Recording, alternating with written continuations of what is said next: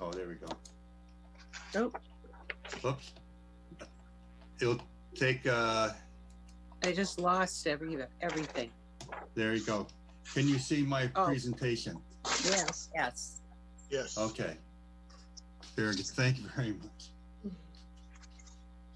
So I want to thank the select board, the town manager, and the public for allowing Jamie and I to speak today and provide this presentation.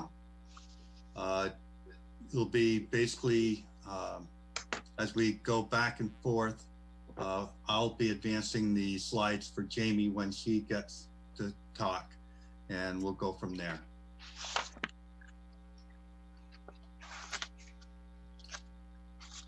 The agenda will cover the introduction and then the project based on understanding challenges and also the Seabrook program. So as we go through this, first we'll start off with the introduction.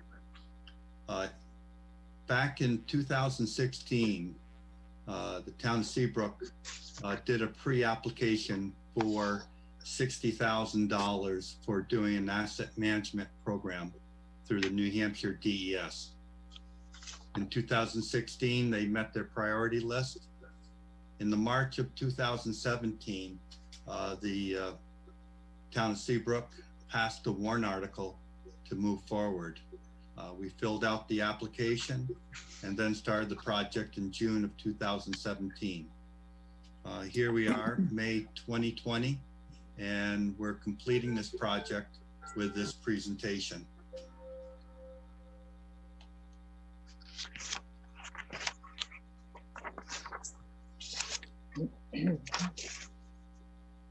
The understanding of an asset management project is to develop a culture change that reflects all aspects of work that is done by the public works and utilities. Even though that this project was for the wastewater and stormwater, it was important that culture change does not limit what type of work a person is working upon. So the elements that Seabrook deal with is the water and sewer system, stormwater, roads, park and recreation, building and facilities, and beach and boardwalk. So our approach to this asset management had to be a very holistic approach to make sure that there was success.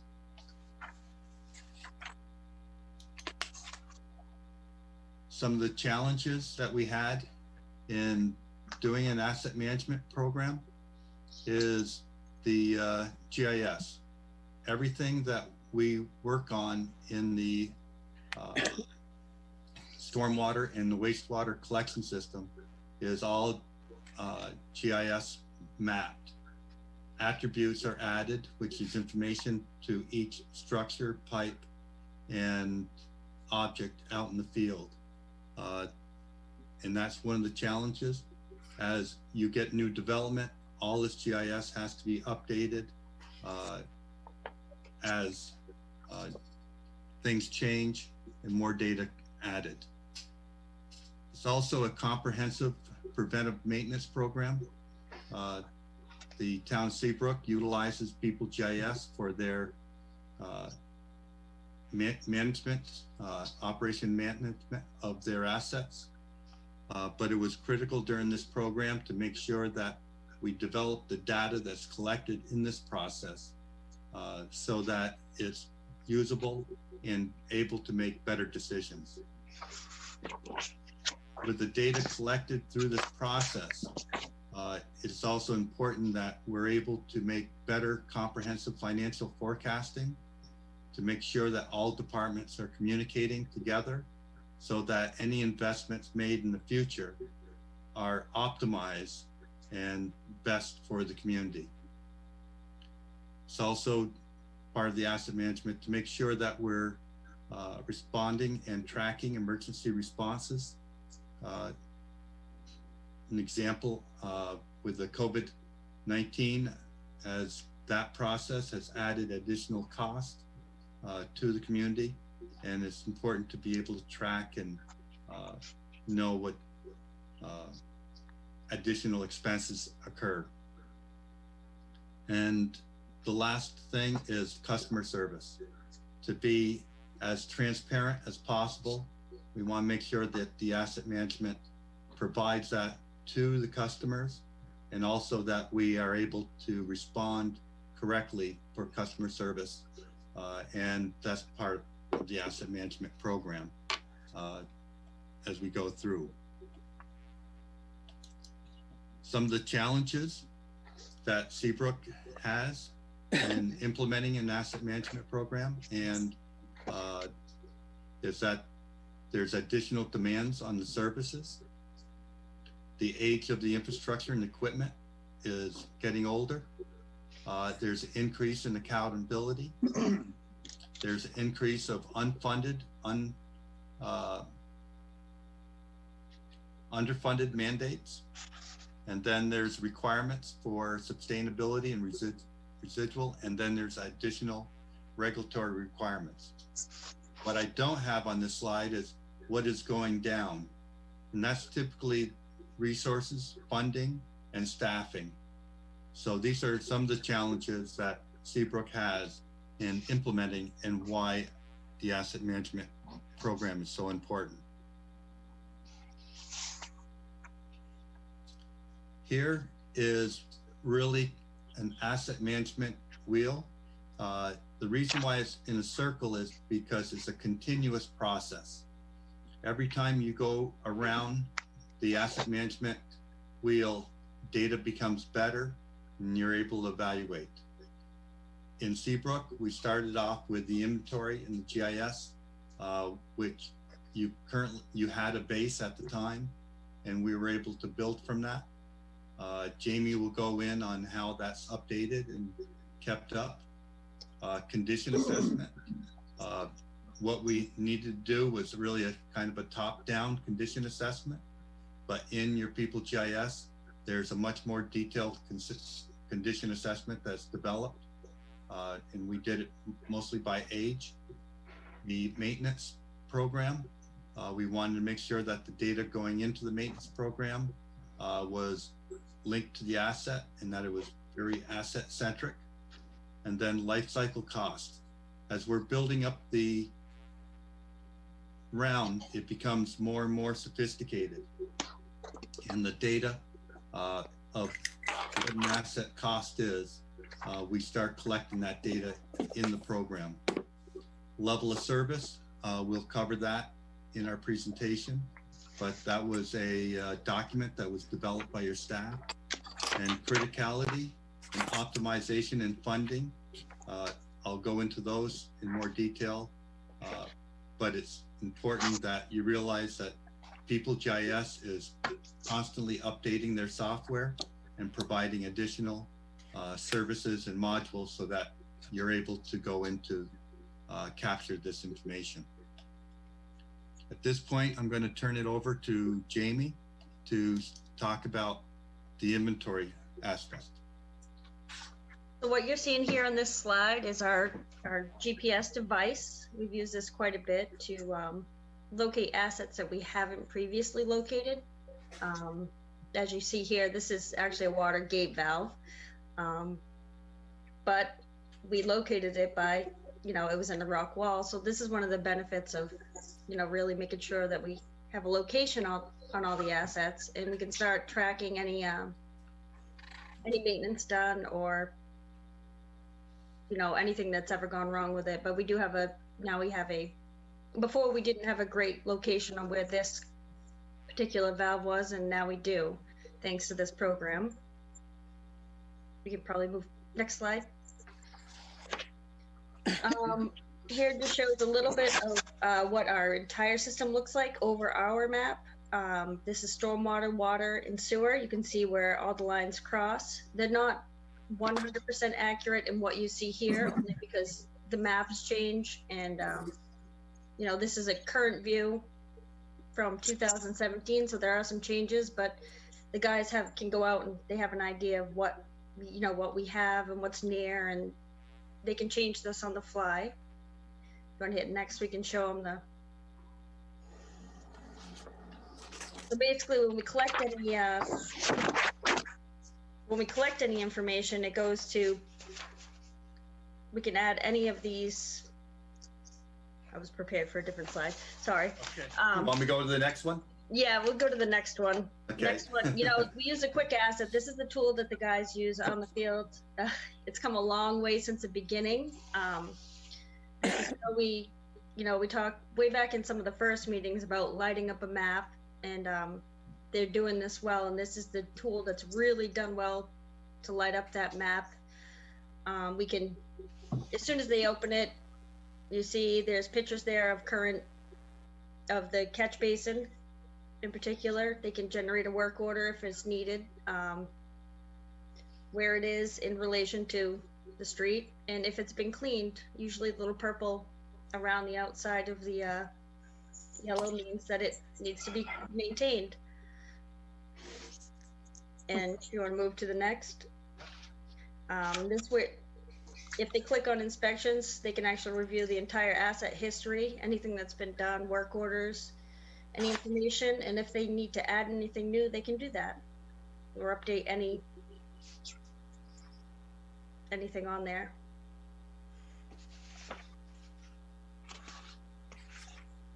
So one of the things that we're always asked is, what are we trying to achieve with our asset management program? And really, when all your assets are meeting the level of service that you're asking for it to do, you typically don't notice your assets out there. But we need to find out if they are performing the way that we expect them to perform. So the staff, both at the wastewater and at Public Works, worked on developing their own level of service. And, for the stormwater in this one, you can see that they have different categories. What is the customer service? So they have public outreach, the number of events that they'd have each year, and then, they measure, are they meeting that level of service? Culverts, what their expectation is, inspection, and they're going to develop what the frequency of inspecting their culverts are. Cleaning and inspecting their structures. They're looking to do 1,100 structures yearly. So by developing a level of service, now we're able to measure whether or not our assets are performing the way that our expectation is, and we're able to measure that. Then why does it fail? We have assets that fail, and they fail for a lot of different reasons. And one of the things that people ask, are we investing the proper amount of money and maintaining the assets that we own? So for Seabrook, what we did was we wanted to say, what do you own and how much should you invest?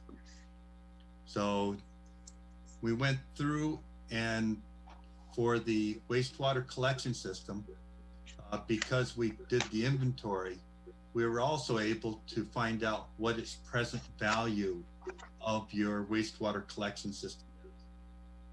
So the present value of your system is around $54 million of assets that are in the ground. And this is not including the pump stations or the treatment plant. This is just the piping in the ground. So if you own $54 million, what would you expect to spend for normal operation and maintenance of an asset? For an example here, I used 0.5% per year that would be used for operation and maintenance. that 0.5% comes out to $269,000 a year for operation and maintenance.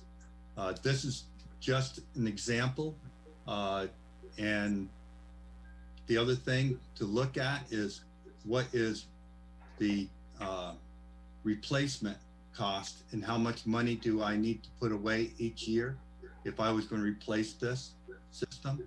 And you're looking at basically $500,000 over 100 years to be able to replace this. So if you were under the assumption that all your pipes would last 100 years, that's approximately how much money would have to be put away each year to replace it in 100 years. The good news is that Seabrook has a very young collection system. Most communities we would come into, you would have a deficit of several $1,000,000 that you are already behind in.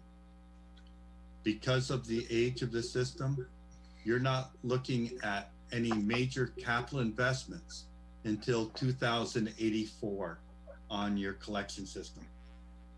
So the more that you're able to continue to invest in operation and maintenance is money well spent on extending that time period so that there's less capital investment in the future here. If we take a look at your stormwater, and your stormwater is approximately half the value of your wastewater collection system. Typically the piping and everything else is less expensive per linear foot. But again, a lot of the storm drain system was replaced at the time that the sewer work was done. So when we look at this, we're looking at in 2030 having a capital prediction cost of over $2 million in your stormwater system. By inspecting and looking at those particular pipes, you're able to flatten that curve and able to bring that into a more manageable cost with proper use. So I'm gonna turn it over to Jamie to kind of go through where Seabrook is in regards to this asset management wheel. Where we're at. All right, I'm terrible at presenting in regular person. This is even worse. So, Seabrook, we're you know, always learning. Like I said, you said before, People GIS is always adding to this. So we're in a good spot where we're finally getting all the information in one spot. John was talking about challenges. One of the challenges was collecting all the information and making sure that it was all in one spot. But we've done very well in keeping track of the maintenance, stormwater catch basins.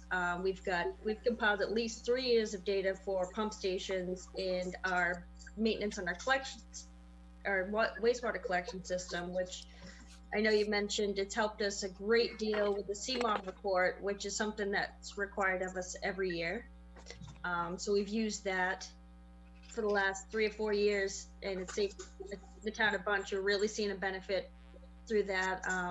We've also implemented it into our biosolids reporting, and really just keeping track of all the information in our, you know, pump stations, which is part of the next phase, but it, you know, really getting it set up and getting our assets in there has helped with that. So. Okay. So that's it.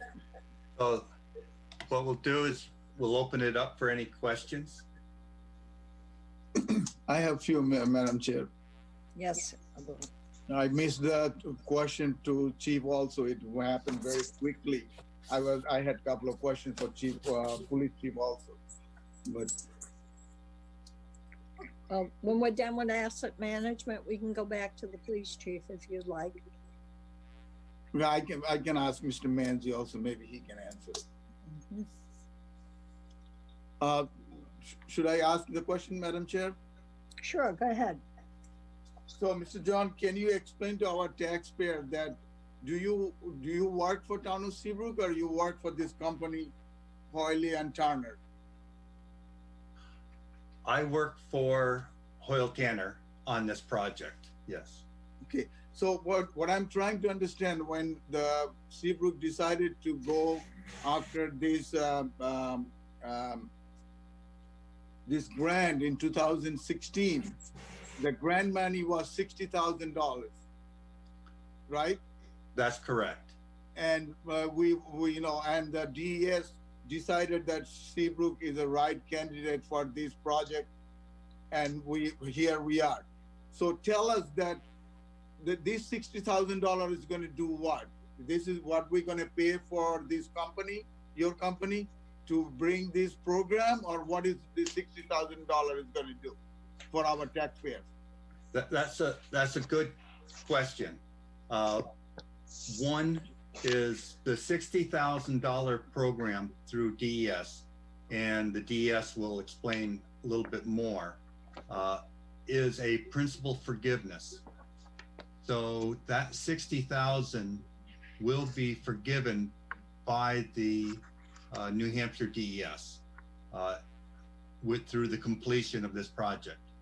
The $60,000 didn't just go to engineering services. It also paid for the GPS equipment that is being used for updating your GIS data and keeping data into People GIS. So the money went to several different places as well. One of the requirements of the asset management program is to do a final presentation to the elected officials. So, after we answer these questions, I would like to have Sharon Null explain a little bit more about the $60,000. A lot of this money was a lot in training and getting to develop some workflows and capturing information in the proper format. So training for the Seabrook employees? Yes. Yeah. Okay, so we're gonna get for $60,000, if everything goes well, we'll get a program that it will benefit our asset management for future. That's what you're saying, in a nutshell. But we have to come up with this $60,000 first. Later on, the DES will or the state government will forgive us if we have the program going well, right? No, this program has been going on for 2 years already. Yeah. When you get any invoices from whether Hoyle Tanner or for the GPS equipment, we fill out a disbursement form. That disbursement goes to the state, and you get reimbursed for the money that is coming back as the costs are incurred. So this program will be completed, and we're doing a second phase program at the wastewater treatment facility and the pump stations right now. So we are continuing on with a second phase of the asset management. And after we're completed there, the program is never completed. You're always growing and improving it as data gets better. So the intent is to make sure that the staff is knowledgeable enough and have the proper tools to be able to continue the asset management program after it's been completed. So let me ask you one more question. That is, on the second page, are we still on $60,000, or we have to spend more money on this? For the wastewater collection system and the stormwater collection system. That project is completed. You do not need to spend any more money on that. The staff have the tools to continue on with their data collection and being able to continue to improve it over time. So there won't be any more money spent on the collection system for the wastewater and stormwater. We are working and we're partway through the asset management program, which is phase 2, which is not part of this presentation, but it's going to be doing the vertical assets, which are the wastewater treatment plant and the pump stations going forward. I didn't get my, the things I wanted to know about the money. How much more money we're going to spend, because did we receive any money back from the money we already spent? John, I'll answer. John. Oh, okay. I'll answer that. Okay. So this first part of the programmable was financed through a warrant article. The warrant article authorized borrowing. So this is a borrowing. In fact, so far, Seabrook taxpayers have not paid anything. We've borrowed the money, and as John points out, the hope was that DES would forgive the loan. So it was authorized by the voters in phase 1. John is completing the phase 1 program right now. So there's been no real expenditure of taxpayer dollars in Seabrook. DES will address the issue of the loan, but this has been financed aboard. And so phase 2 that John referenced that we have not got to yet and is not part of this presentation was also authorized in the same fashion. That was by a warrant article that authorized Seabrook to borrow, with the hope that that would be forgiven as well. Okay. Would you like me to add to that right now? Yes. Okay. So today's presentation is the final step to wrap up that phase 1, the horizontal stormwater and wastewater asset management program development. So when I certify that, yes, I've looked at everything that's been done already. I've been involved in the process as Deb Loisel has been too for the stormwater side. We've evaluated everything that's been done already. So after today, we're ready to approve, say, yes, everything's been met. The loan can be closed out and it goes into repayment. And that is when the principal is forgiven. So thank you. Thank you. Anything more, Bull? No, I got the total picture. I was not getting total picture very well, Mr. Okay. Manzi, and we're very good. Thank you. And I have a couple other things just to add in. I hope we usually get a few aha moments when the consultant says, the value of your wastewater assets, your stormwater assets is in the millions and millions of dollars. And I don't know if that happened here, if you were aware of the valuable assets that you guys own that are out of sight. But they are really critical assets to the public health, for the well-being of the community and allowing business development.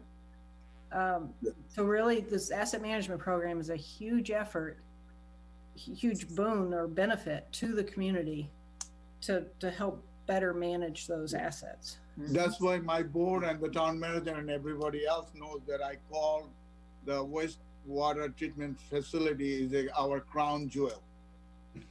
I thought I was the crown jewel. Yeah, I always call that. No, we have a very sophisticated system, and the people that are working on it are very dedicated and very excited about working on it. Jamie is like a nut working on this thing, and it's very valuable to Seabrook. we are so far ahead of other towns that we ought to be proud. Yes, you So- should. And Thank you for saying Staff. that. So the staff are huge assets to the Mhm. town. they are. So we look forward to continuing working with Seabrook on the next phase. Thank you. Yeah. Thank you very And much. thank you for all the help from Thank your you. department. Mhm.